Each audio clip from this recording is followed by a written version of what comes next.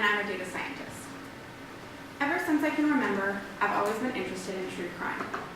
From the time I investigated who stole my pudding in the 4th grade, to routinely watching the latest episodes of CSI in high school, and now being an avid true crime podcast listener. I am a murderino. And when I came across the FBI crime data, I simply couldn't resist. And I set out to predict which county a specific crime would take place against a specific victim.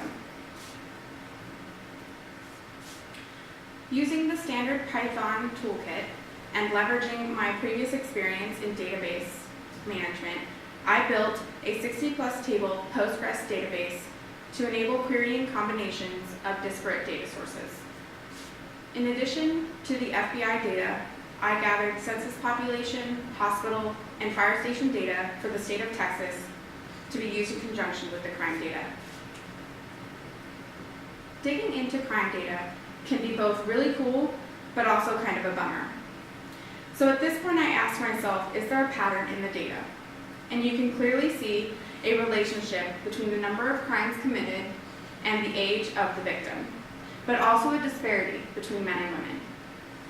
Once a woman passes the age of 37, there is a steady decline in the number of crimes perpetrated against them. However, for the men, they don't see this steady decline until the early 60s. Sorry, fellas. Digging in deeper, I looked at the number of crimes committed against men and women by crime category. Again, we can see the disparity. And through a chi-square test, I confirmed the two populations are independent from a p-value of less than 0.01.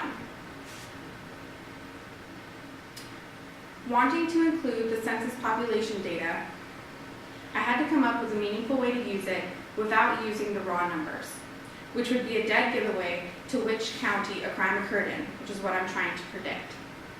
While that model would be extremely accurate, it wouldn't be very informative. So I calculated the 5 ratio features on the screen using the census population, FBI crime, hospital, and fire station data. Interestingly, the fire station to crime rate per county was the most important feature for my model. Using a multi-label random forest classifier, I built a statistical model to identify the county a specific crime took place against a specific victim, as well as the probability of this crime-victim combination to occur in each county, all with an accuracy of 86%.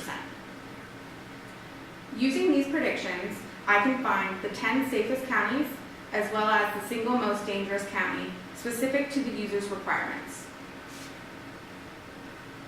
Having a working and accurate model, I constructed an interactive web app to enable users to easily discover the answers to these questions for themselves. By providing only 4 details, the user's age, gender, a specific crime they wish to avoid, and a population range, my model provides the appropriate predictions. So what happens now? I'd like to create a unique model for each of the population buckets, as well as gather more data, perhaps socioeconomic, to further increase my model's accuracy. And of course, I'd like to dig into the data I already have on the offenders instead of the victims. Can I uncover trends or common paths that create criminals and help prevent crime? Thank you very much for listening, and let's get in touch.